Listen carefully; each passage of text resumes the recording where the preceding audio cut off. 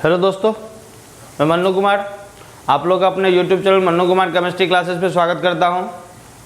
आज हम class 11th का मोल कंसेप्ट पार्ट 2 में बताए थे। मोल कंसेप्ट जो हम लोग स्टडी करेंगे वो 3 पार्ट में, एक होगा calculation of moles in solid, दूसरा होगा calculation of moles in gases और तीसरा calculation of moles in liquid. तो सॉलिड का हम लोग स्टडी कर चुके हैं।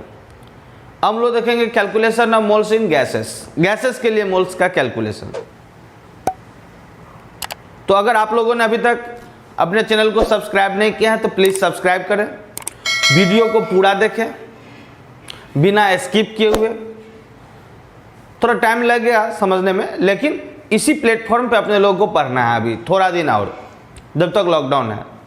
उसके बाद फिर हम लोग क्लास में मिलेंगे, लेकिन तब तक के लिए इसी प्लेटफॉर्म पे आप समझने का प्रयास करें। आप लोगों के लिए नया प्लेटफॉर्म है 11th वालों के लिए, तो थोड़ा सा आप लोग समझने का प्रयास करें। थोड़ा देर वीडियो देख के छोड़िए नहीं, पूरा वीडियो देखिए तो फिर समझ में आने लगेगा धीरे धीरे। ठीक, तो चलिए आज का क्लास शुरुआत कर रहे हैं।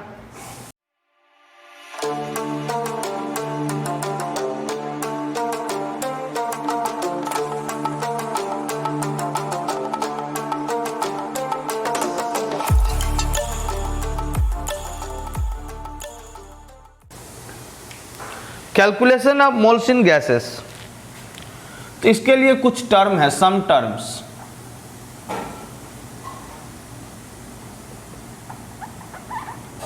कुछ टर्म का अपने को जानकारी होना चाहिए। फर्स्ट में वॉल्यूम। वॉल्यूम क्या होता है? तो बोला हूं space occupied by matter is called volume. Space occupied by matter is called volume. Solid and liquid has definite volume,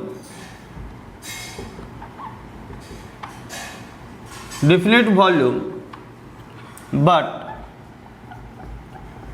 volume of gases will be indefinite. Units of volume. Volume के unit 3 होते हैं, centimetre cube या CC, second में decimetre cube और third में metre cube. हम लोग देख रहे हैं calculation of moles in gases. Moles का कैलकुलेशन गैसेस के लिए, तो इसमें कुछ टर्म पहले समझेंगे। तो सम टर्म्स में सबसे पहले वॉल्यूम देखें। वॉल्यूम क्या होता है? तो बोला हूं space occupied by matter is called volume. Matter के द्वारा जो स्पेस ऑक्युपाई किया जाएगा उसी को वॉल्यूम कहते हैं। और बताया हूं solid and liquid has definite volume but volume of gases will B indefinite. Solid और लिक्विड का वॉल्यूम डिफिनिट होगा। ध्यान दीजिए, solid and liquid has definite volume but volume of gases will B indefinite. Solid और liquid का volume definite होगा, लेकिन volume जो होगा वो गैसेस का इनडिफिनिट होगा। Units of volume. वॉल्यूम का यूनिट 3 होता है, सेंटीमीटर क्यूब या इसी को सीसी कहते हैं, CC, second decimetre cube, third metre cube. तो फर्स्ट पार्ट वॉल्यूम देखे हैं।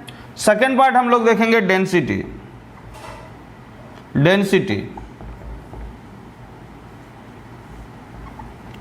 डेंसिटी क्या? तो mass of per unit volume is called density. Mass of per unit volume is called density. That means density equal to mass by volume. बोला हूं mass of per unit volume is called density. Unit volume पे जो भी मास occupy करेगा उसी को बोलते हैं डेंसिटी, यानी डेंसिटी बराबर होता है मास बटे वॉल्यूम। डेंसिटी बराबर mass by volume.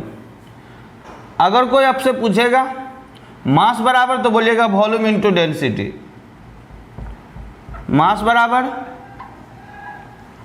Volume into density. और अगर कोई वॉल्यूम बराबर पूछेगा, वॉल्यूम बराबर तो मास बाय डेंसिटी।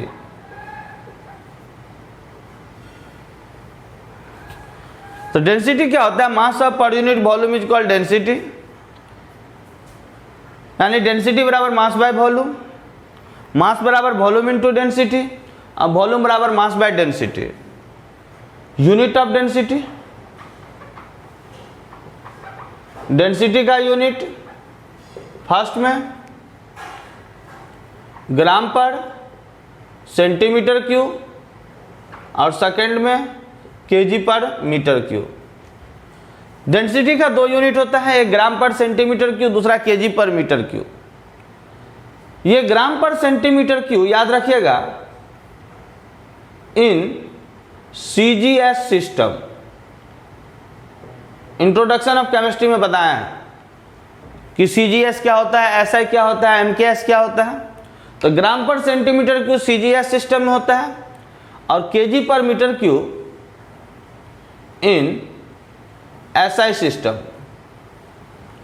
डेंसिटी का यूनिट को अगर एसआई सिस्टम में बोलेगा तो केजी पर मीटर क्यूब, और डेंसिटी का यूनिट को सीजीएस सिस्टम में बोलेगा तो ग्राम पर सेंटीमीटर क्यूब। ग्राम पर सेंटीमीटर क्यूब को ही कोई लिख देता है ग्राम पर मिलीलीटर या ग्राम पर सीसी। इस बात से आपको कंफ्यूजन नहीं होना चाहिए। ग्राम पर सेंटीमीटर को ही, सेंटीमीटर क्यूब को ही कोई लिखेगा ग्राम पर मिलीलीटर या ग्राम पर सीसी।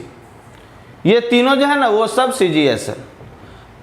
अगर ऐसा में बोलेगा तो केजी पर मीटर क्यूब। तो ये डेंसिटी का टर्म था। Third, vapour density. Vapour density ध्यान दो, वेपर डेंसिटी क्या? तो ratio of molar mass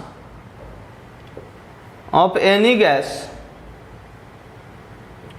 to the molar mass of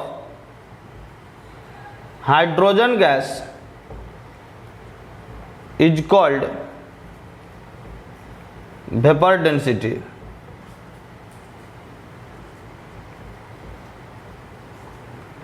vapour density क्या? ध्यान दो, ratio of molar mass of any gas to the molar mass of hydrogen gas is called vapour density.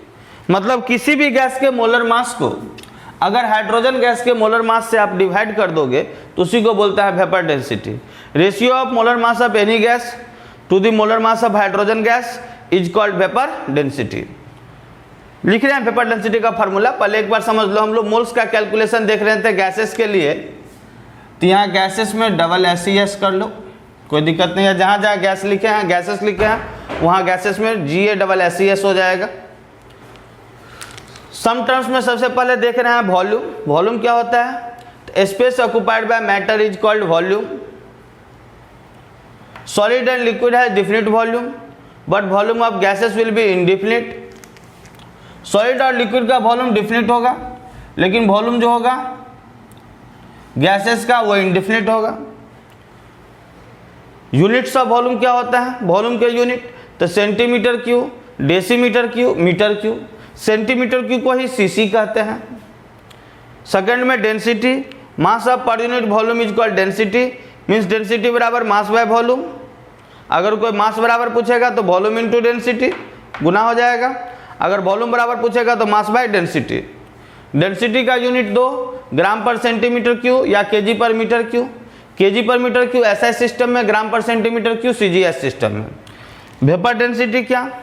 तो ratio of molar mass of any gas to the molar mass of hydrogen gas is called vapour density. और ध्यान देना है,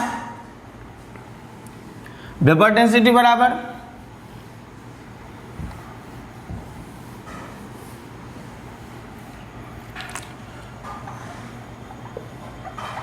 vapour density बराबर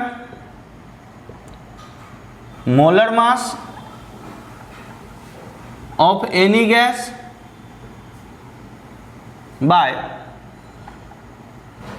molar mass of hydrogen gas, hydrogen gas vapour density बराबर, या इसी को कोई लिख देता है Vd बराबर m गैस बट्टे 2, Vd बराबर m गैस बट्टे 2।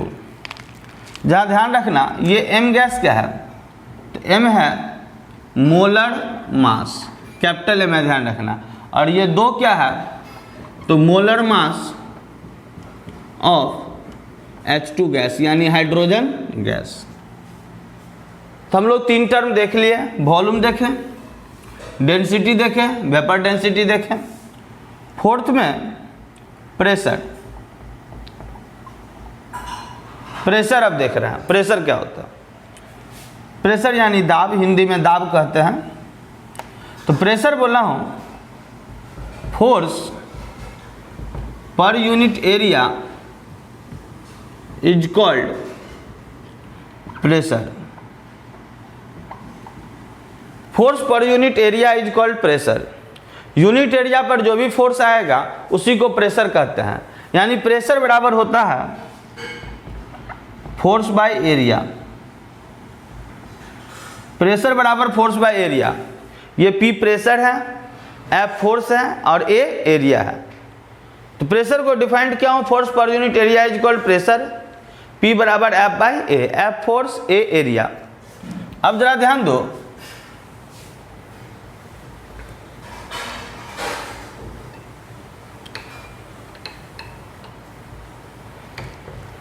Pressure in solid, liquid and gas, pressure in solid, liquid and gas. Pressure देखना है सॉलिड, लिक्विड और गैस में, तीनों में प्रेशर देखना है। मैं इसको मिटा रहा हूं, इसको मिटा रहा हूं, ध्यान देना।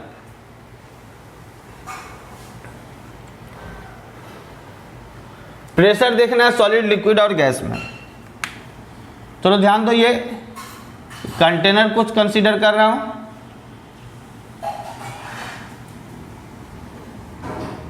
प्रेशर समझने के लिए सॉलिड, लिक्विड और गैस में।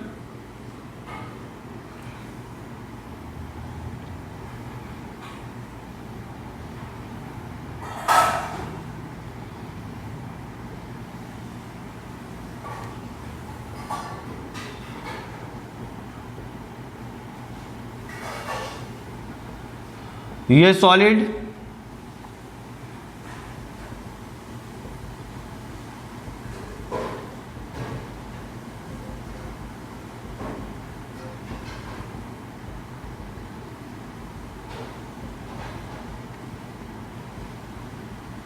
ये लिक्विड,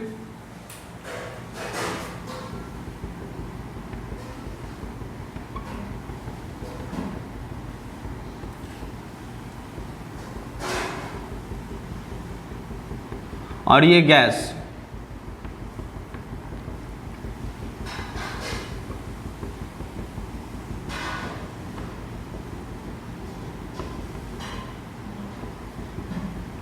इस कंटेनर को क्लोज कर देता हूं, ऊपर से क्लोज है, इसमें ये गैस है।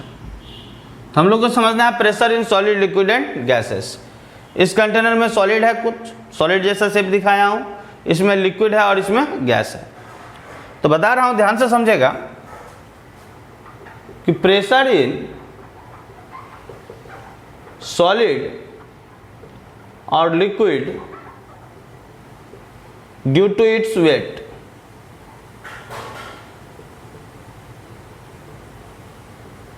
प्रेशर इन सॉलिड और liquid due to its weight. ये सॉलिड और लिक्विड में प्रेशर इसलिए होता है क्योंकि इसमें वेट होता है, भार होता है। But pressure in gases will be due to collision between gaseous molecule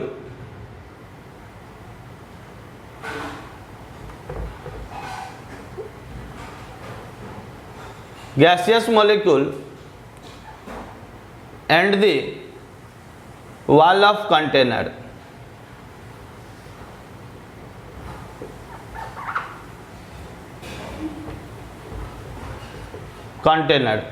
ध्यान दो, सॉलिड और लिक्विड में प्रेशर क्यों होता है? तो सॉलिड और लिक्विड में प्रेशर इसलिए होता है क्योंकि इस दिनों में वेट होता है। और गैसेस में क्यों होता है? तो गैसेस में प्रेशर होने का वजह यह है कि गैसियस मॉलिक्यूल आपस में कोलिजन करती है और साथ ही साथ इस कंटेनर का जो ये वाल है, इस वाल से कोलिजन करती है।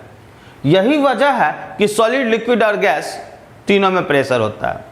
गैसेस में भी प्रेशर होता है क्योंकि गैसेस मॉलिक्यूल आपस में कोलिजन करती है, आपस में टकराती है और जिस कंटेनर में रखा गया है उसके वाल से कोलिजन करती है।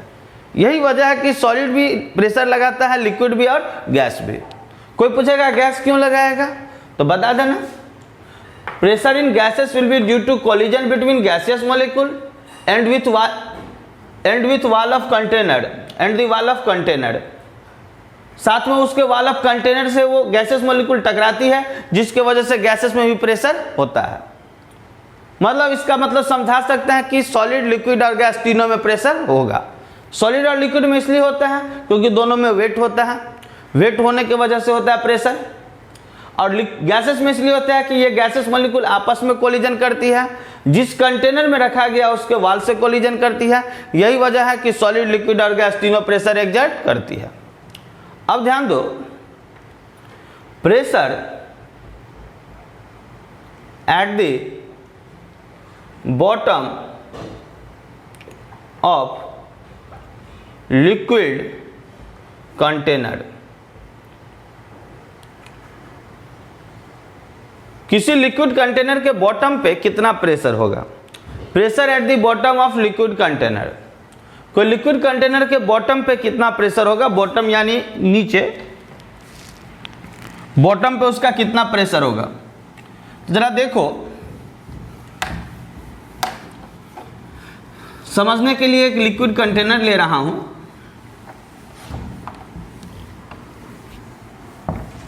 Pressure at the bottom of liquid container. तो देखो ये एक लिक्विड कंटेनर कंसीडर कर रहा हूं।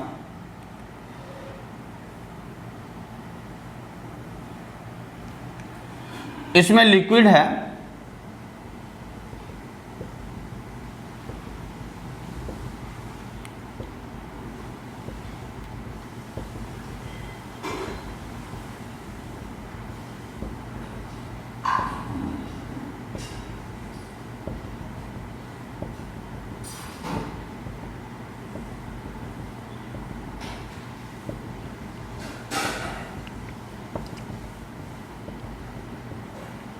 ये एक लिक्विड कंटेनर लिया, इसमें लिक्विड है। इस लिक्विड कंटेनर का मान लेता हूं ये h हाइट है। इस लिक्विड कंटेनर के अंदर जो लिक्विड है उस लिक्विड का डेंसिटी, अभी बताया था डेंसिटी यानी होता है घनत्व। डेंसिटी मान लेता हूं रो, इसको रो बोलेंगे, रो। पी जो लिखते हो ना, पी को थोड़ा तिरछा कर दो, लिखो पी के जैसा ही थोड़ा तिरछा कर दो, ये रो हो जाता है। तो मान लिया डेंसिटी रो। हम लोग को समझना है प्रेशर लिक्विड कंटेनर के बॉटम पे क्या होगा। तो ये एक लिक्विड कंटेनर लिया, जिस लिक्विड कंटेनर का हाइट h है, डेंसिटी रो है, ठीक, डेंसिटी रो मान लिया हूं। प्रेशर का फॉर्मूला अभी देखे थे, प्रेशर बराबर फोर्स बाय एरिया। और आप लोग फिजिक्स में भी पढ़े होंगे, 11 में भी और क्लास 9th में भी। फोर्स बराबर होता है मास इंटू एसिलरेशन। एसिलरेशन ध्यान दो, ऊपर में एन दे दो, काम चल जाएगा। तो फोर्स, मास को स्मॉल m, एसिलरेशन को a, यानी फोर्स बराबर हुआ मास इंटू एसिलरेशन। तो जरा ध्यान दो, P बराबर m इंटू a बट्टे capital A। Capital A area हुआ, ठीक। अब जरा ध्यान दो, ये मास किसका? तो लिक्विड का। एसिलरेशन क्या? तो acceleration due to gravity, gravity के कारण जो इसका एसिलरेशन होगा। और एरिया इस लिक्विड कंटेनर का एरिया, कोई एक पार्ट को काट के देखेंगे, वो जो दिखेगा उसका एरिया दिखा लेंगे। क्रॉस सेक्शनल एरिया हो जाता है किसी एक पार्ट का। कहीं से इस लिक्विड कंटेनर के एक एरिया को काट के देख लेंगे, वो जो एरिया दिखेगा वही पूरे कंटेनर का एरिया चलेगा। तो जरा ध्यान दो, प्रेशर बराबर m बराबर लिख रहा हूँ, m के जगह पर mass of liquid into acceleration due to gravity बटे कैपिटल A। समझ में आ रहा है? अब जरा सा ध्यान दो, थोड़ा सा और।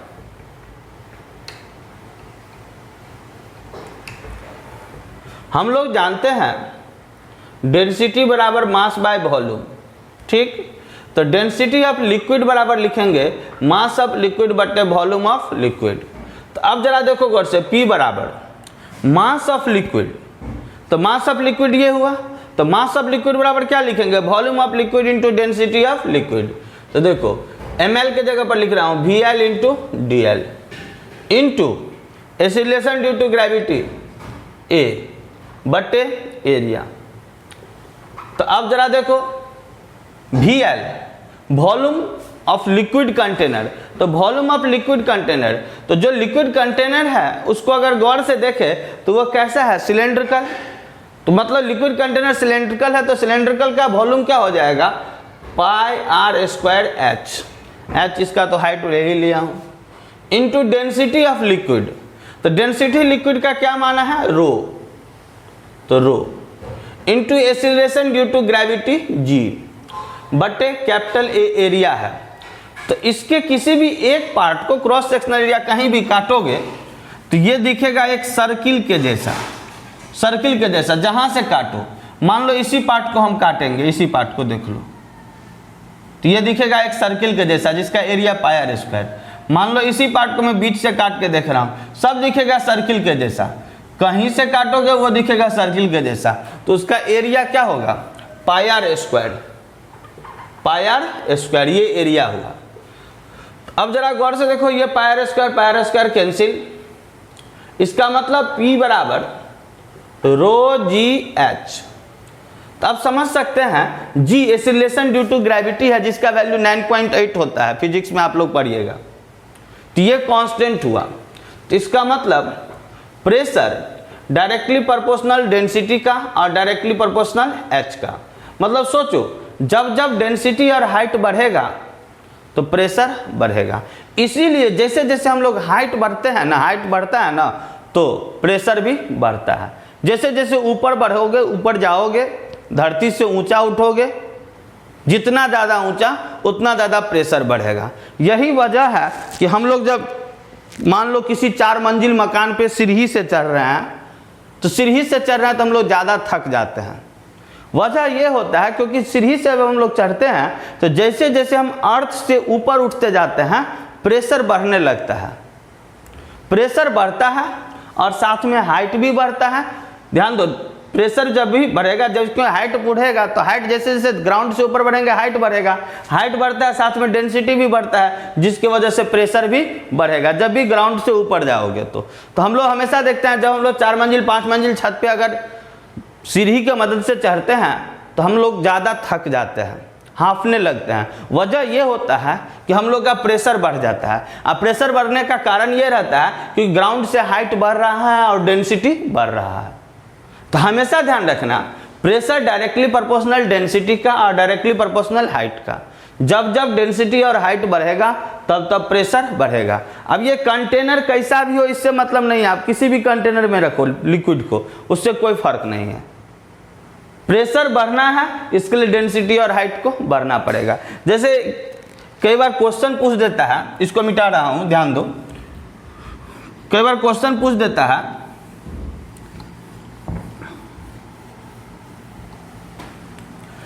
व्हाट इज रिलेशन बिटवीन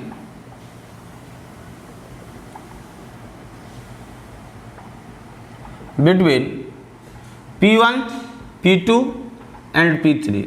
ठीक, उसके लिए कुछ ऐसा कंटेनर रख देगा आपके सामने में, एक सरफेस लिया, एक कंटेनर ऐसा दिया, इसमें लिक्विड को डाल दिया,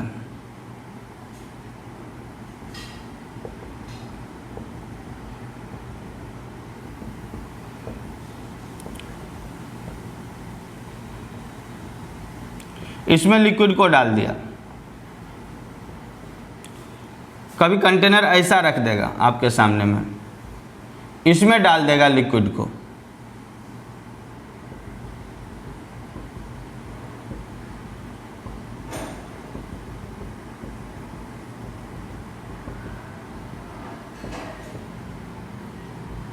और कभी कंटेनर ऐसा देगा, इसमें लिक्विड को डाल दिया।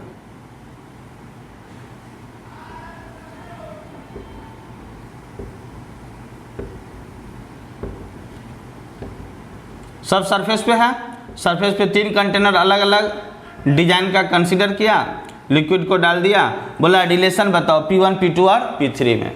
यानी लिक्विड कंटेनर 1 का प्रेशर P1 हुआ, सेकंड का प्रेशर P2 हुआ, थर्ड का प्रेशर P3 हुआ, बोला रिलेशन बताओ। तो अब रिलेशन अगर बताना हो तो बता सकते हैं कि लिक्विड कंटेनर 1 में P1 बराबर कोई पूछेगा ना तो बोलना ρgH, ठीक, क्योंकि किसी का प्रेशर होगा ρgH। तो अगर P1 बराबर पूछेगा तो भी बोलेंगे ρgH, P2 बराबर कोई पूछेगा तो भी बोलेंगे ρgH, और P3 बराबर पूछेगा तो भी बोलेंगे ρgH, क्योंकि सबका हाइट है, इसका हाइट ये रहेगा, इसका हाइट ये रहेगा, इसका हाइट ये रहेगा, सबका हाइट रहेगा। तो P1 बराबर ρgH, P2 बराबर ρgH, P3 बराबर ρgH, सब में रहा। जब में जिसमें जरा गौर से देखो H सबका, G जो है सबका acceleration due to gravity cut जाएगा। तो सब में P1 बराबर ρ इंटू H, P2 बराबर ρ इंटू H, P3 बराबर ρ इंटू H, सबका डेंसिटी अपना जो माने वो हाइट जो माने उसके हिसाब से रहेगा। यानी ओवरऑल अगर रिलेशन कोई पूछेगा तो हम बता सकते हैं कि P1 बराबर P2 बराबर P3, क्योंकि सब में सर्टेन कुछ ना कुछ हाइट जरूर उठा है। तो जो भी हाइट होगा उस हाइट के हिसाब से देख लेंगे, जिसका ज़्यादा हाइट रहेगा उसका प्रेशर ज़्यादा होगा, क्योंकि हाइट बढ़ेगा डेंसिटी भी बढ़ेगा। फिलहाल हम सबके हाइट को सेम मान लिए हैं, सबके डेंसिटी को सेम मान लिए हैं, तो सबका हाइट और डेंसिटी सेम मानना है, इसीलिए मान लेंगे कि P1 बराबर P2 बराबर P3। सबका हाइट और डेंसिटी सेम मान लिए तो सबका हाइट और डेंसिटी H ही माने, इसका भी H हाइट मान लें, इसका भी हाइट H, इसका भी हाइट H, इसका भी डेंसिटी रो, इसका भी डेंसिटी रो, इसका भी डेंसिटी रो। तब कोई पूछेगा तो बोलेंगे P1 बराबर P2 बराबर P3, क्योंकि सबका हाइट और डेंसिटी सेम है। तो लिख फटाफट स्क्रीनशॉट ले लो। नेक्स्ट देख रहा हूं एटमॉस्फेरिक प्रेशर। एटमॉस्फेरिक प्रेशर, चलो नेक्स्ट टर्म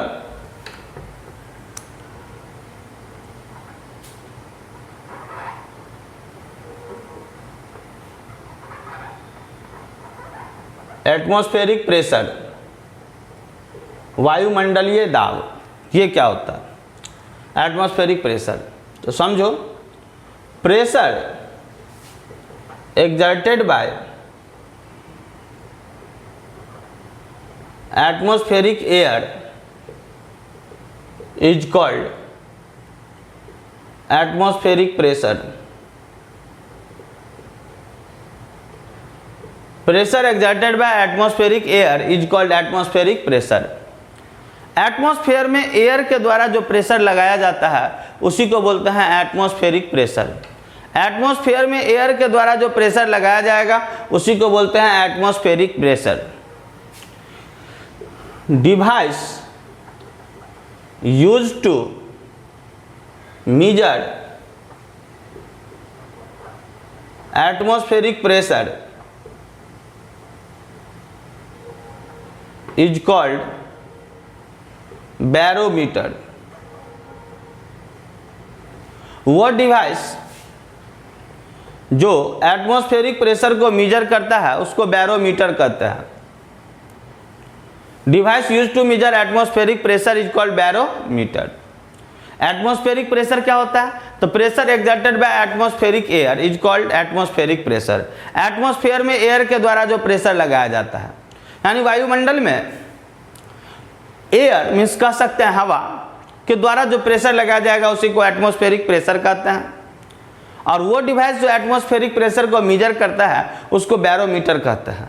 यानी जिस यंत्र के द्वारा, डिवाइस यानी यंत्र, जिस यंत्र के द्वारा एटमॉस्फेरिक प्रेशर को हम लोग मेजर करते हैं उसको बैरोमीटर कहते हैं। जिस तरह भूकंप को मेजर करने का यंत्र है सिस्मोग्राफ, सिस्मोग्राफ स्केल पे हम लोग भूकंप की तीव्रता को नापते हैं।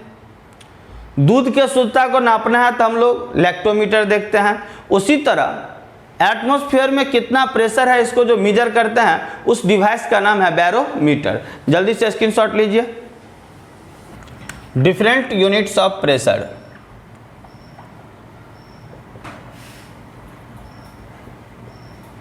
Different units of pressure, pressure का डिफरेंट यूनिट। तो जरा ध्यान दो,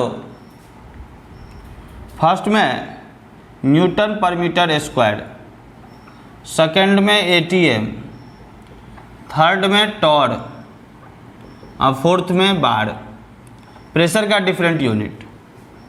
तो फर्स्ट में न्यूटन पर मीटर स्क्वायर। ध्यान रखना है कि 1 न्यूटन पर मीटर स्क्वायर बराबर 1 pascal. 1 Newton per metre square बराबर 1 pascal. 2 Newton per metre square बराबर 2 pascal. 3 Newton per metre square बराबर 3 पास्कल। समझा देता हूँ। पास्कल संक्षेप में इसी को पीए लिखते हैं।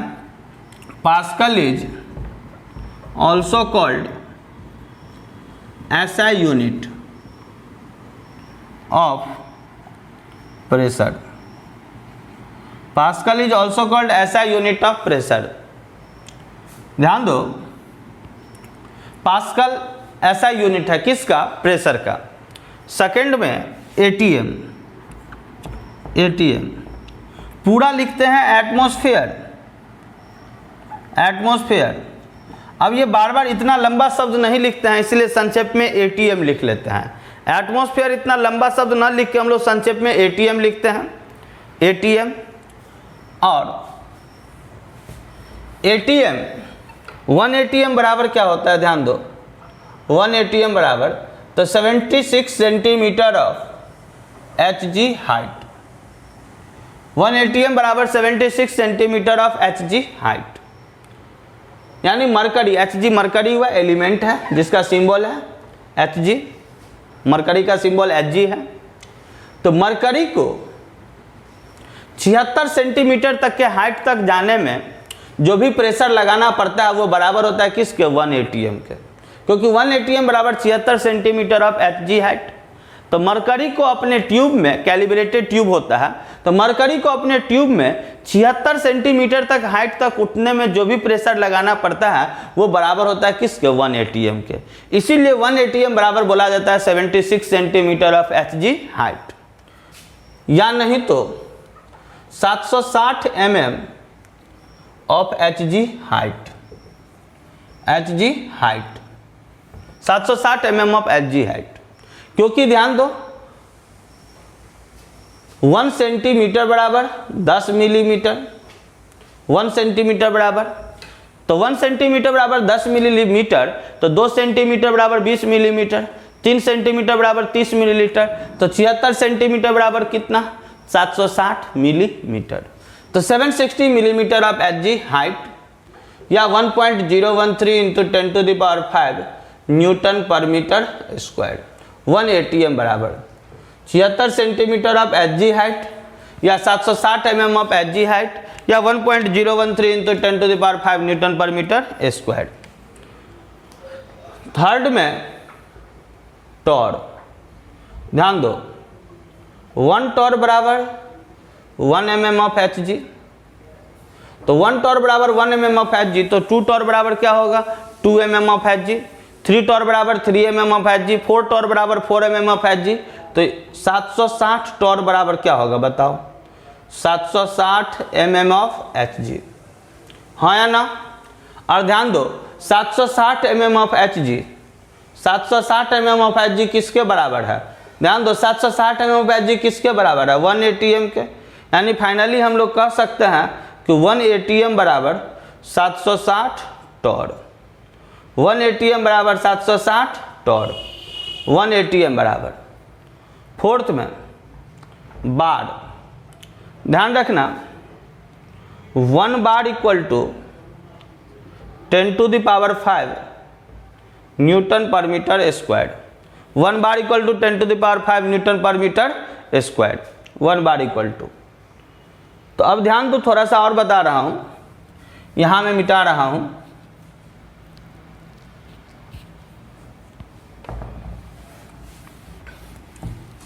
ध्यान दो 1 ATM बराबर 1.013 into 10⁵ Newton per metre square.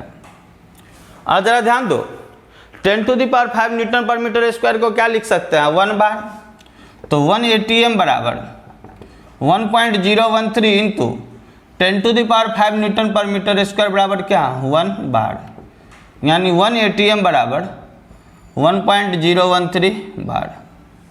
1 ATM बराबर कितना 1.013 बार। तो ओवरऑल प्रेशर का डिफरेंट यूनिट देख लिए, प्रेशर का डिफरेंट यूनिट क्या सब, तो Newton per metre square, ATM, Tor और बार। 1 न्यूटन पर मीटर स्क्वायर बराबर 1 pascal, 2 Newton per metre square बराबर 2 pascal, 3 Newton per metre square बराबर 3 पास्कल। याद रखना है pascal is also called SI unit of pressure. Pascal SI unit है किसका, pressure का।